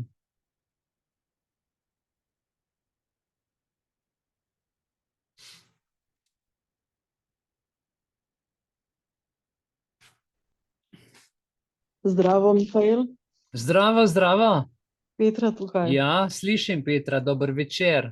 Dober večer vsem skupaj.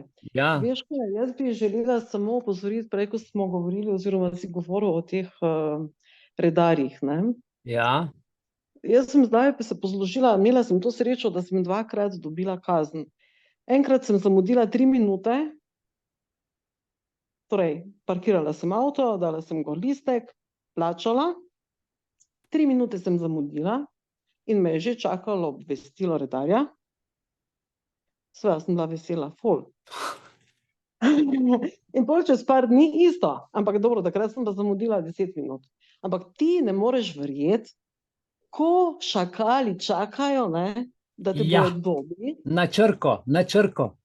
Pa to ne moreš verjeti. Ja. In pol, pazi, in valjda sem bila besna korist in ne bom plačala in nisem plačala. Potem sem govorila z eno kolegico in ona meni pravi, pa ne boš plačala, ne nori. In mi je povedala, kaj moram narediti. In jaz sem šla in sem prečrtala in moj naslov in njihov naslov. Torej, plačala nisem tiste kazni, počakala sem, da mi je občina, redarska služba poslala pismo, ki ga ne smeš odpreti. Samo prečrtaš svoj naslov, njihov naslov in daš v kuverto, pošleš na njihov naslov nazaj, pa vajo ponoviš ali ne, pa naj se jebejo. Pardon izrazu, ampak res, to je višek, ker to je čista kraja.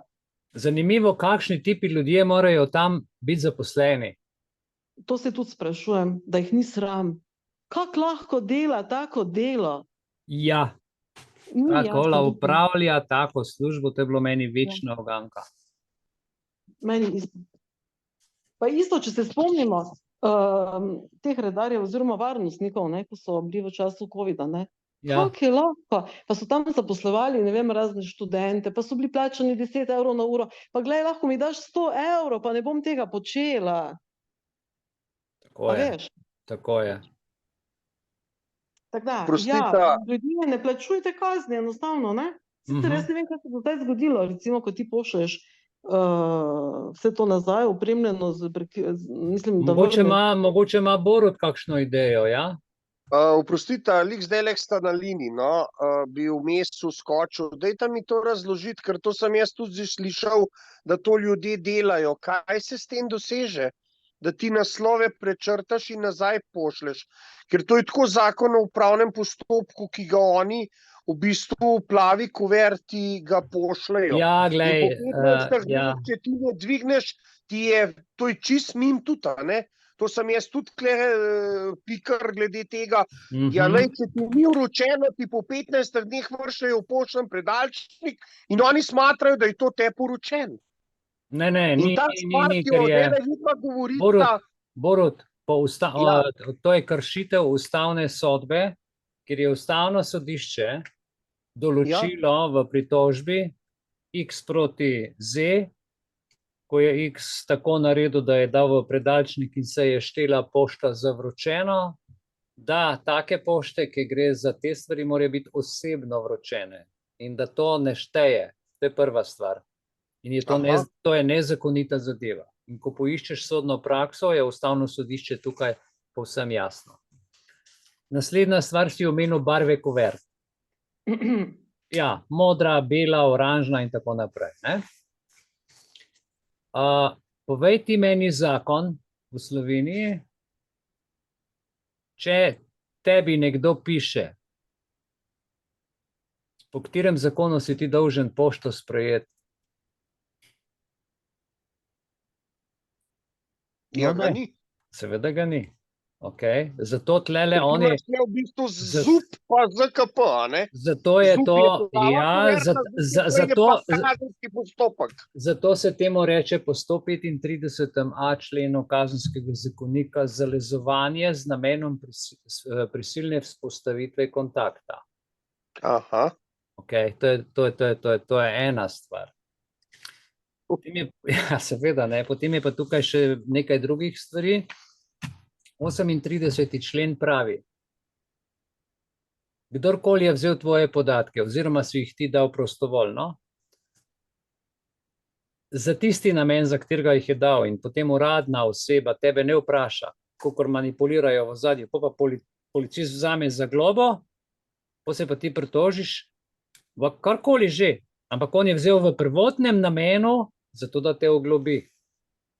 Pa s temi podatki mi pošle na sodišče in pol ti sodišče pošle pismo, brez da bi te vprašalo, ali sploh sme uporabiti tvoje podatke, ker v Ustavi je jasno, da brez tvojega dovoljenja se ne smejo uporabljati. Jaz to skozi ljudje, bodite... Ne, se to imaš prav, to je čist grešen pri nas. To je vse pri njih. Ravno zaradi tega ovinka ti ne moreš dobiti sodbe, zaradi tega, ker bi se to razkrilo.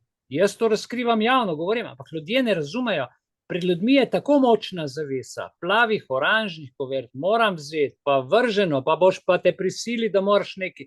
Pa pol ti odpišeš in ko prvo pismo odpišeš, narediš pogodbo z komerkoli, ne. Ja, zakaj? Zato, ker napišeš gor pošiljatelj, prejemnik. To se pravi, če je policija dala tvoje podatke, ja, ker si ti dal sodno varstvo, kazensko ovadiš. Je sodišče že zlorabil. Ja, zato, ker je zlorabil že v prvi fazi, ki te je ustavil, pregledoval, ker te sploh ne sme ustaviti, poskus je kazniv po Kazenskem zakoniku, ja, ker je gibanje svobodno v Sloveniji, in te brez sodnega naloga ustavil na cesti, policiste pogledati ne sme, razen če delaš kriminal, takrat pa ja. Okay? Ampak kriminalcev ne bo ustavil, tebe bo pa drkal na cesti.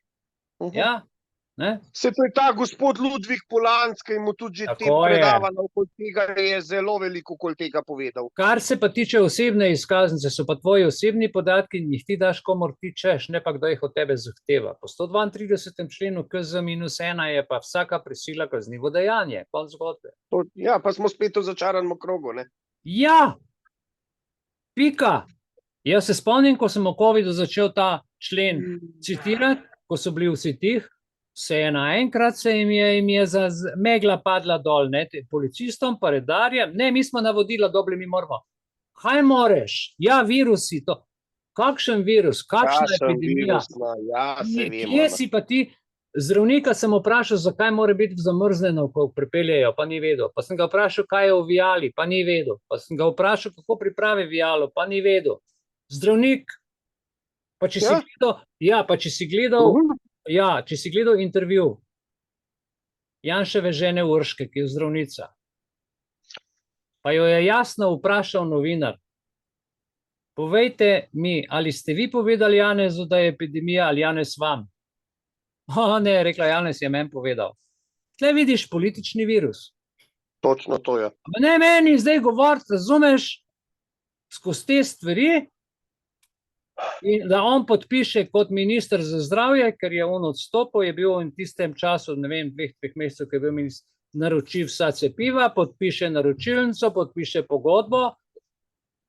Ta človek, ki celo nacijo zastrupi s tako stvarjo, to je genocid. Seveda, AstraZeneca sodišče je prepovedal prejšnji teden. Sem slišal, ja. A si? Ja, jaz sem to cel proces ta proces sem slišal, ja. prepovedal kompletno izdelavo cepiv. Ja, to sem tudi jaz slišal. Pa še komu jo bojo, zato ker je toliko ljudi umrl in to so bile take skupinske tožbe in se dogaja. In zdaj poglej, danes sem povedal... Ta glazen, po domače rečeno. In to bojo vsi bodo plačali. Na Usavi setu Guantanami, konc debate. Ja. Točno to bi mogli biti. Da pa ne bomo samo depresivni pa kritični, bomo pa rekli tako, pohvala vsem ljudem, zdravnikom, gledaj, koliko jih je brez služb ostalo, ki so se pomenili. Hvala vsem vam. Hvala vsem dobrim policistom, ki so razumeli zakon, ki niso štrafali pa potihem, pa so rekli, vse je v redu. Pa za te ljudi mi ne vemo, ne? Ker se govori samo o problemih, pa o kaznih se piše, ne govori se pa o ljudeh, ki so veliko dobrega tudi naredili.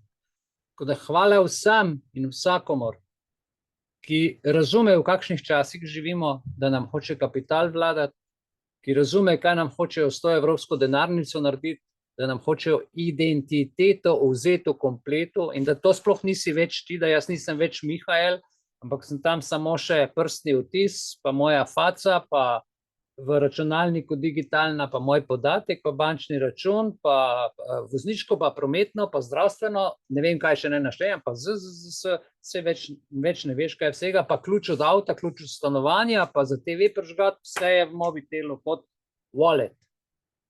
In vsak korak, vsak gib vejo, kaj narediš. Da se temu ognemo, mora država ponuditi alternativne prijave. Alternativni bančni račun, ne pa ta sociopatski, da te na socialne točke lovi. In digitalni denar je največja prevara, ker ne obstaja. Ga ni v fizični obliki. To je samo tipka, 50, 3000, to sam tipkajo nota. In zaradi tega tipkanja, da bom jaz svoje življenje dal, pa se nisem neumen. To je konstrukt, ljudje božji. Tako da temu konstruktu se moramo ogniti. Da se bomo pa temu lahko ognili, je pa treba vsa država, vsak na svojem lokalnem področju proti taki katastrofi, proti samovolji oblasti, predvsem županom, ki so vsi začarani zaradi evropskih sredstev, zaradi denarja, ki ga dobivajo, pa zaradi goljufij, se držijo skup, a ne, isti tiči skup letajo, se pač to dogaja. Ampak hvala pa vsem, ki se trudite in delate, tudi če ste v taki službi, ker jaz vem ljudje, koliko je ljudi, ki me pokličejo, ki vem, tako da držite se, ni enostavno, so mladi ljudje, imajo družine, imajo kredite, imajo službe, so čist šahmat poziciji, imajo srce, čist drugje, ampak mora delati, da nekaj za služba preživi. Hvala lepa za nocojšnji večer. Jaz bom dal Marijo za župana, film, če ima kdo še moč. Povem, da je perfekten, ampak glede na situacije, ki sem jih imel, je ta Google Translate, tak je, tam do 10 minut sem uspel malo skorigirati, potem pa grejo moške oblike, ženske. A veste, tako, kar so zdaj iz Google naredili, pa iz teh prevajanj, to je katastrofa. Je tako zanalašč, je tako za nič in tudi včasih kakšne besede zamenja ključne, ki bi mogel reči tako, pa prevede tako, ne, sam da zavaja. Tako da ne se toliko na to ozirati, gledajte s srcem, so podnapisi, niso čist natančni, ampak film je pa fantastičen. Tako da čez 5 minut ga bom dal. In še enkrat hvala za nocoj vsem in lep večer, lep pozdrav in se vidimo v soboto, če bojo vse naprave delale. Danes malo heca bilo, ampak sem spravil skozi. Lahko noč pa hvala. Lahko noč pa hvala, ja. Lahko noč. Hvala, Mihael, hvala. Ciao.